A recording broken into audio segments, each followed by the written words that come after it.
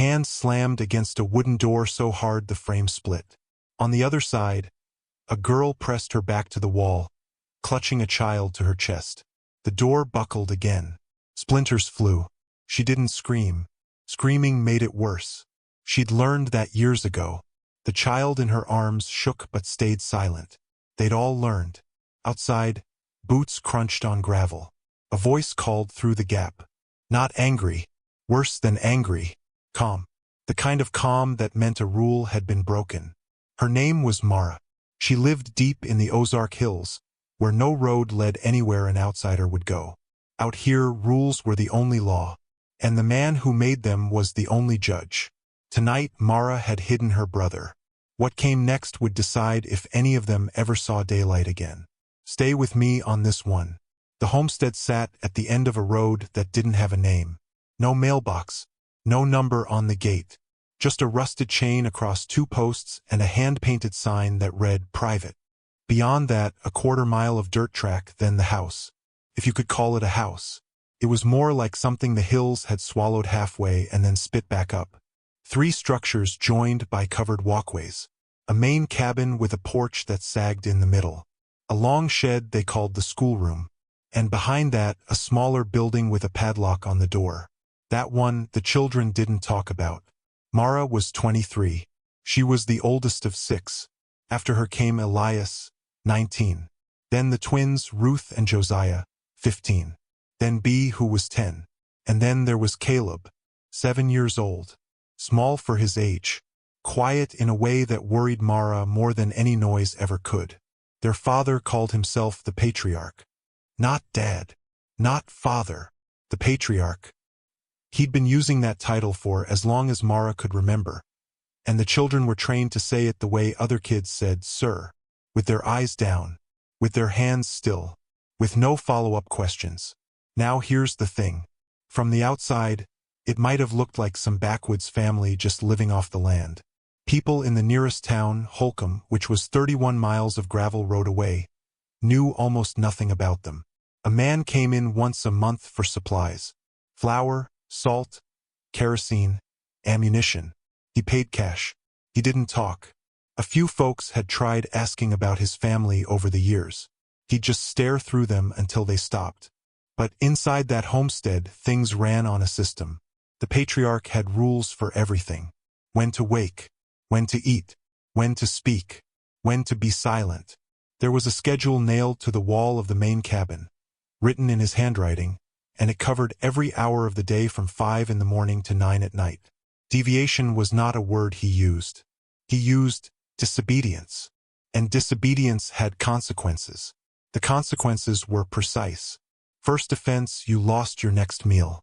Second offense, you slept outside regardless of the weather. Third offense, the padlocked building. Nobody talked about what happened in there. Mara had been inside it once when she was 14. She was in there for 2 days. When she came out, she didn't speak for a week. And she never broke a rule again. Not until Caleb.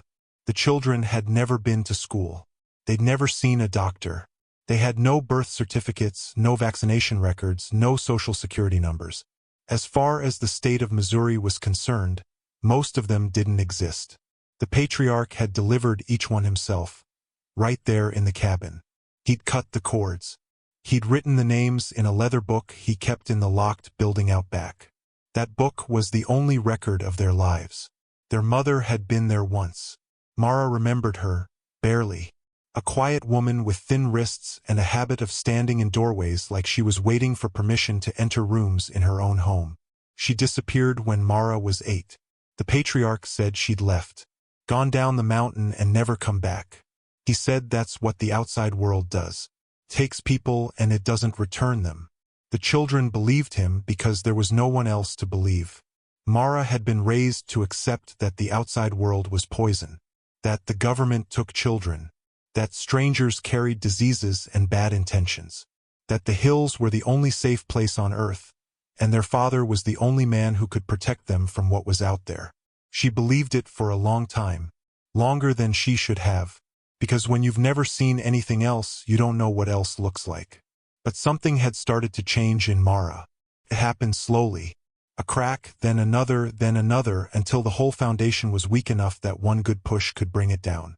It started with the radio. 2 months before that night with the door, Elias had found a battery-powered radio buried in the shed under a pile of tarpaulins.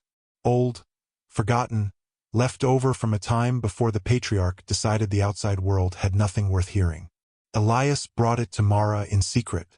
At night, after the Patriarch had gone to his room, they'd sit by the window of the girl's cabin and turn the dial until they found something. Mostly static. Sometimes country music that sounded like it was being played at the bottom of a well. But once they caught a news broadcast. A woman's voice, clear and steady, talking about a family in another state that had been found living in isolation. Children removed. Father arrested. The woman called it abuse. Mara turned the radio off. Her hands were shaking. Not because of what the woman said. Because of what Mara had already known somewhere inside herself and had never had a word for. There's a difference between feeling something is wrong and hearing someone say it out loud. The word abuse did that. It put a name on every cold night outside, every missed meal, every hour in that locked building. And once something has a name, you can't go back to pretending it doesn't exist. Now, pay attention. This is where it turns. It was a Tuesday late afternoon. The Patriarch was in the schoolroom, drilling Josiah on scripture recitation. He'd been at it for 3 hours. Josiah had stumbled on a verse, and the Patriarch made him start from the beginning. That was how it worked. One mistake reset the whole thing. The twins were outside splitting wood. Mara was in the kitchen peeling potatoes when she heard a sound that didn't belong. A high, thin cry, then a crash, then nothing. She dropped the knife and ran. Caleb was on the ground at the base of the water tower. The structure was 20 feet tall, a rusted tank on wooden stilts, and the boy had climbed the ladder to fix a leak the Patriarch had ordered him to patch. 7 years old. Sent up a 20-foot ladder with a tin of tar and a rag.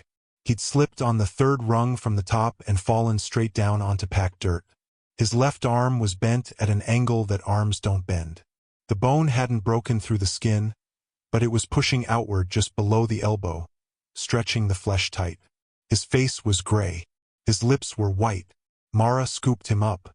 Caleb screamed once, sharp and short, then went silent. Shock. She could feel his whole body vibrating against her chest.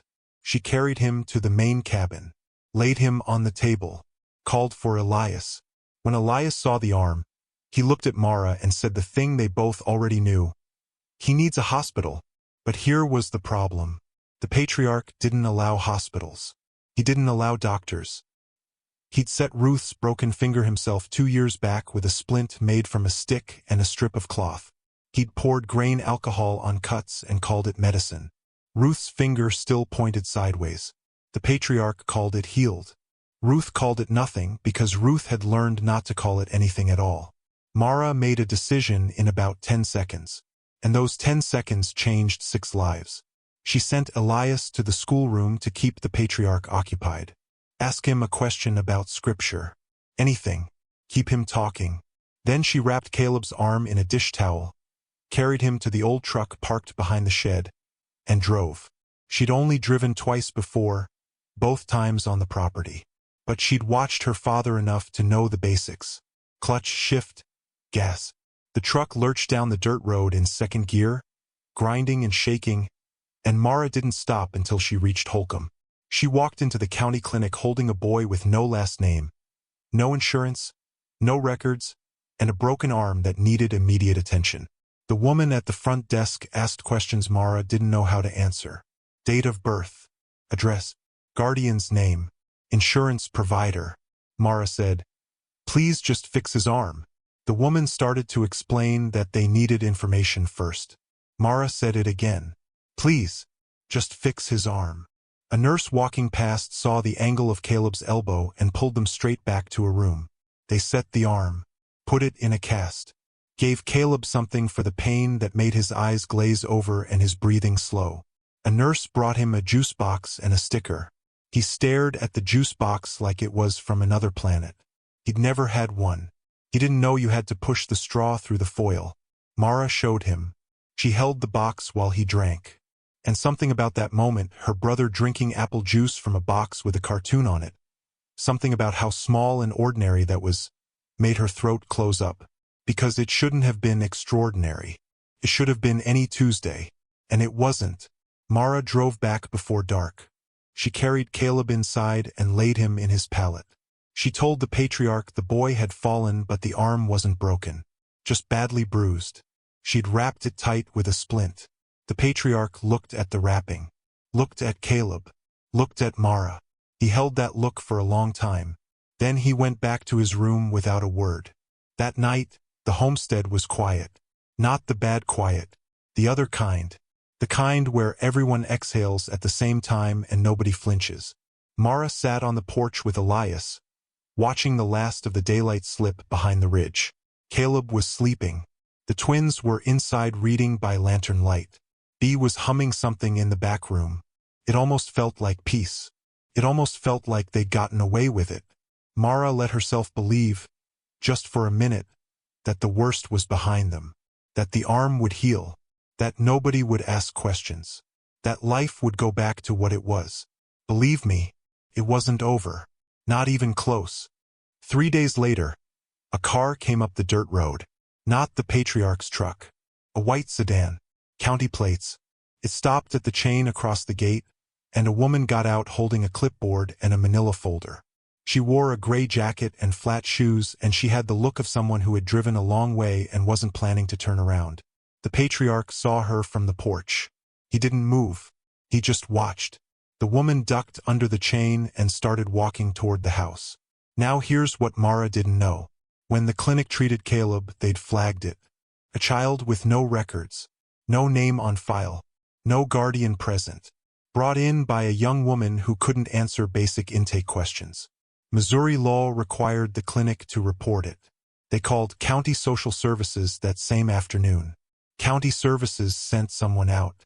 Her name was Linda Doss, and Linda Doss had been doing this job for 22 years. She'd walked up to worse places than this. She wasn't nervous, but she was careful. The patriarch met her at the porch steps. He didn't yell, didn't threaten. He spoke to her the way you'd talk to someone selling something you didn't need. Polite, firm, final. He told her she was on private property. He told her there were no children here who needed anything from the county. He told her he appreciated her concern. Then he told her to leave. Linda Doss didn't leave. She said, "I have a report of a minor child receiving emergency medical treatment with no identified guardian. I'm required by law to follow up. I'd like to speak with the child and assess the home." The patriarch said nothing for a long time. Then he repeated, very quietly, that she should leave. Linda Doss wrote something on her clipboard, looked past him toward the cabin where a curtain moved, and said she'd be back. Then she walked to her car and drove away. What happened inside that house after Linda Doss left changed everything. Not because of what she said, because of what the patriarch now understood. Someone had taken Caleb off the property. Someone had opened the door to the outside, and the outside had walked right up to his porch. He didn't ask who. He didn't need to. That night, he gathered all 6 children in the main cabin. He stood at the head of the table, his back to the stove, and he spoke in a voice so quiet the younger ones had to lean forward to hear. He said the outside world had found them. He said it was only a matter of time before they came back with police, with courts, with people who would separate the family and send the children to strangers. He said the only way to protect what they had was to follow his instructions exactly. No one leaves the property. No one speaks to anyone who comes to the gate. No one goes near the road. Then he looked at Mara. Just looked. Didn't say her name. Didn't accuse her. Just held the stare long enough for every child at that table to understand. Mara had done something, and the whole family was going to answer for it. The next morning, the padlocked building out back was standing open. Mara saw the patriarch carrying the leather book to the truck. He drove away and didn't return for 2 days. When he came back, the book was gone. Whatever records existed of these children, whatever proof of their names and their births, he had destroyed. Now, if anyone came asking, there was nothing to find. No names. No documents. No evidence that 6 children had ever been born on that land. This is where it stops being a story about one broken arm. This is where it becomes about whether these kids exist at all. If you're still with me, hit that subscribe button. Because what Mara did next took more courage than most people find in a lifetime. She started hiding things. Small things at first. A pencil stub she palmed during schoolroom lessons. A scrap of paper torn from the back of a feed sack. Late at night, by the light of a single candle stub, she wrote down her siblings' names, their ages, the dates of their births as best she could remember. She hid the paper inside a glass jar and buried it near the tree line, 3 feet deep, marked by a rock she'd recognize. If the Patriarch could erase them, she could write them back into existence. Then she went further. On the nights the Patriarch slept heavy, which happened more often now because he'd started drinking from a clay jug he kept under his bed, Mara would take the radio and tune it to the Holcomb station. She listened for any mention of a county investigation. She listened for the name Linda Doss. She listened for the word children. She heard nothing. Weeks passed. The white sedan didn't come back. Maybe it was over. Maybe the county had bigger problems. Maybe Linda Doss had written them off as another backwoods family that didn't want help. But the Patriarch wasn't taking chances. His grip was tightening by the day. He pulled Elias off every task that took him within sight of the road. He reassigned the twins to indoor chores only. He moved Caleb's sleeping pallet into his own room, where the boy slept 3 feet from the Patriarch's bed. And one evening, standing in the doorway of the girls' cabin, he told Mara directly and without raising his voice that if anyone set foot off this property again, he would take Bea and Caleb into the hills. Just the 3 of them, and Mara would never find them. Believe me, he meant it. The Ozark Hills have hollows and caves and abandoned mining shafts that go back 100 years. A man who knew those woods, and he did, could disappear with 2 small children in an afternoon and never be found. Mara understood the threat exactly. This wasn't punishment anymore. This was hostage-taking. So Mara changed her plan. She wasn't going to sneak away in the night. She wasn't going to run alone. She was going to get all 6 of them out, at the same time, on the same night, and she was going to need help. She started with Elias, pulled him aside during water duty at the creek and told him everything. The radio, the broadcast about the other family, the word the newswoman had used. Abuse. Elias didn't react right away. He just stood there holding the bucket, staring at the water moving over the rocks. Then he said, "I know. I've known for years." Mara asked him why he never said anything. He said, "Because I didn't think there was anywhere else to go." That answer broke something in Mara, and it rebuilt something too, because now she knew she wasn't the only one who could see clearly. Over the next 2 weeks, they worked in silence. Mara mapped the route to Holcomb in her head, turn by turn. She figured out which nights the Patriarch drank heaviest. She stashed a blanket, a water jug, and the truck key under a loose board in the girls' cabin floor. Elias talked to the twins, told them what was coming. Josiah was scared. Ruth wasn't. Ruth said, "I've been ready since my finger." The night came on a Thursday. A cold front had pushed down from the north and the wind was loud enough to cover footsteps on gravel. The Patriarch had gone to his room at 8. By 9:30, Mara could hear him snoring through the cabin wall. She got the little ones first. He woke up easy, wide-eyed, silent, ready. Caleb, whose arm was still in the cast, didn't want to leave his blanket. Mara picked him up and carried him. Elias brought the twins out through the back door of the schoolroom. They met at the truck in the dark. Now here's the thing. The truck was old. The engine was loud. The second Mara turned that key, the Patriarch was going to hear it. She knew that. Elias knew that. They had maybe 90 seconds between the engine turning over and the Patriarch reaching the porch with his rifle. Mara turned the key. The engine coughed twice. Caught. Roared. She threw it into gear and floored it down the dirt road. In the rearview mirror, she saw the porch light snap on.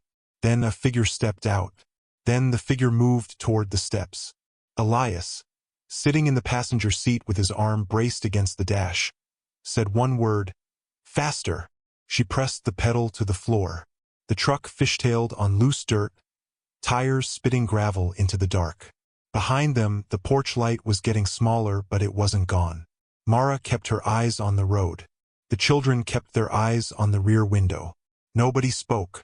The only sound was the engine and the wind, and Bee whispering something under her breath that might have been a prayer or might have been counting. Elias turned around to look. He said, "He's not following. Not yet." Mara didn't slow down. They hit the chain at the gate doing 30 miles an hour. The posts ripped out of the ground. The chain whipped across the hood and shattered the passenger mirror. Elias ducked. Glass sprayed across his shoulder. Bee screamed from the back seat. Caleb held his broken arm against his chest and didn't make a sound. That kid had already learned silence was survival. 31 miles of gravel road in the dark. No headlights for the first 5 miles because Mara was afraid of being followed. She drove by moonlight, by memory, by the feel of the ruts under the tires. When she finally turned the headlights on, her hands were cramping so badly she could barely grip the wheel. They reached Holcomb at 11:14 at night. Mara pulled the truck into the parking lot of the only building still lit up. A gas station with a hand-lettered sign that said, "Open till midnight." She walked inside, 5 children behind her, and asked the man at the register if he had a phone she could use. He looked at her, looked at the children, looked at the boy in the cast, and without saying a word, he reached under the counter and handed her the phone. Mara didn't call the police. She called the clinic. She asked for Linda Doss. Linda Doss had been doing social work in rural Missouri for 22 years. She'd handled hard cases. She'd seen families in ugly shape. But she told a reporter months later that nothing in her career prepared her for that call. A young woman with no last name, calling from a gas station at 11:20 at night, with 5 siblings in tow, saying she'd just driven off a mountain in the dark to get away from her father. Linda said she could hear the children breathing in the background. Nobody was crying. That was the part that scared her most. Children that quiet had learned something no child should know. Linda came. She brought a deputy. Then another. Then a woman from the children's shelter in the next county over. By midnight, the gas station parking lot held 4 vehicles and Mara was sitting on the curb still holding Caleb, answering questions she'd never been asked before in her life. Full name. She didn't have one beyond Mara. Date of birth. She wasn't sure. Had she ever attended school? No. Had she ever seen a doctor? No. Did she know what state she lived in? She paused. Then she said, "Missouri, I think." The deputy asked about the Patriarch. Mara told him everything. The homestead, the locked building, the leather book that was now destroyed, the rifle, the schedule on the wall, the rules, all the rules. She spoke for 45 minutes without stopping. The deputy's partner was writing so fast his pen ran out of ink and he borrowed another from the gas station attendant. By dawn, a team was heading up the mountain. They found the homestead empty. The Patriarch was gone. The main cabin had been stripped. The schedule was ripped from the wall. The locked building was cleaned out. He'd taken what he could carry and vanished into the hills, just like he'd always threatened to do. Took 11 days to find him. He'd set up in an old mining shaft 4 miles from the property, living on canned food and creek water. He didn't resist when they came. He just sat on a camp stool with the rifle across his knees, unloaded. He looked at the deputies and said, "You're making a mistake. Those are my children." He was charged with 6 counts of child endangerment, 3 counts of willful failure to provide medical care, and 1 count of custodial interference. The trial lasted 4 months. He represented himself. He quoted scripture. He called the judge a servant of a corrupt state. He never once looked at Mara, who sat in the 3rd row of that courtroom every single day. He was convicted on all counts, sentenced to 18 years. When the judge read the sentence, the Patriarch stood perfectly still. He didn't blink. He didn't slump.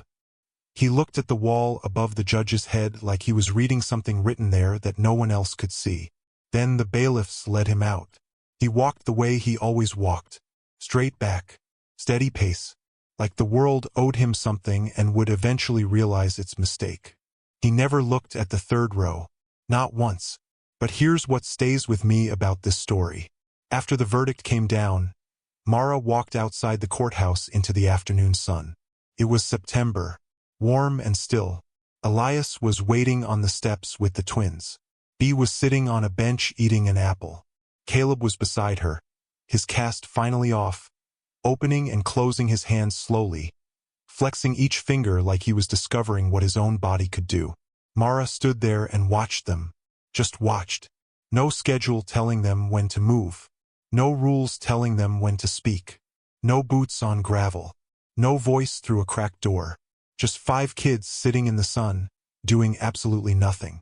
The most ordinary scene in the world. And for the first time in her 23 years, Mara understood what ordinary meant. It meant safe. It meant no one was coming. It meant you could sit on a bench and eat an apple and not look over your shoulder. She'd spent her whole life in those hills believing the world outside was the danger. Believing the darkness was out there, beyond the trees, past the gate, down the road. But the darkness had never been out there. It had been in there, inside that house, inside that man, inside the silence he'd built around them so thick it felt like walls. Mara didn't give interviews. She didn't write a book. She took her siblings to a temporary group home arranged by county services, and she enrolled herself in a GED program at the community college in Holcomb. She was the oldest student in the room by 3 years. She didn't care. On the first day, they gave her a pencil and a workbook.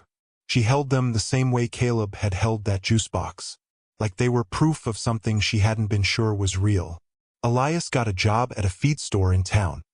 He was good with his hands and better with silence, which made him perfect for inventory work. The owner said he'd never met a 19-year-old who could lift that much and complain that little. Ruth, who turned out to be razor-sharp when you actually gave her something to read, tested 2 grade levels ahead within 6 months. Her teachers couldn't believe she'd never been inside a classroom. She told them she'd been reading the same 12 books in a shed for 10 years and had memorized every word. Josiah was quieter. He took longer. Some mornings he'd stand in the doorway of their new apartment and just stare at the street outside, like he was waiting for permission to step through. Some things take longer, but he got there. He started school for the first time at age 10 and made a friend the first week. She came home and told Mara about it like she'd just discovered something nobody had ever found before. And Caleb, who fell off a water tower because a grown man sent a 7-year-old up a ladder with a tin of tar. Caleb started drawing. Nobody taught him. He just picked up a pencil and started. Houses at first, then trees, then people. Then one morning, Mara found a drawing on the kitchen table. A truck on a dirt road at night. No headlights, just moonlight on gravel and 6 shapes inside the cab, pressed close together. She picked it up. She held it for a long time. Then she put it on the refrigerator with a magnet like any family would. Remember that door? The one at the very beginning? The one that split when a hand slammed into it? That door is still standing. The homestead is still there, empty, at the end of that nameless road. The chain is still broken where the truck went through it. Nobody has fixed it. Nobody ever will. The hills are already taking it back. Vines crawling up the porch. The schoolroom floor giving way. The water tower leaning a little more each season. But 31 miles down that gravel road, in a small town that most people pass through without a second thought, 6 people live who didn't exist on paper 5 years ago. They have birth certificates now, library cards, a lease with all their names on it, a kitchen table where nobody sits at the head and nobody asks permission to speak. Mara keeps one thing from the homestead, that jar she buried near the tree line, the one with the scrap of paper inside. 6 names. 6 ages, written in pencil by candlelight. She keeps it on a shelf in her apartment, next to a framed photo of all 6 of them standing in front of the Holcomb courthouse on the day the verdict came in. Not because she needs the jar anymore, because she wants to remember that there was a night when that piece of paper was the only proof her family was real. And she was the one who wrote it.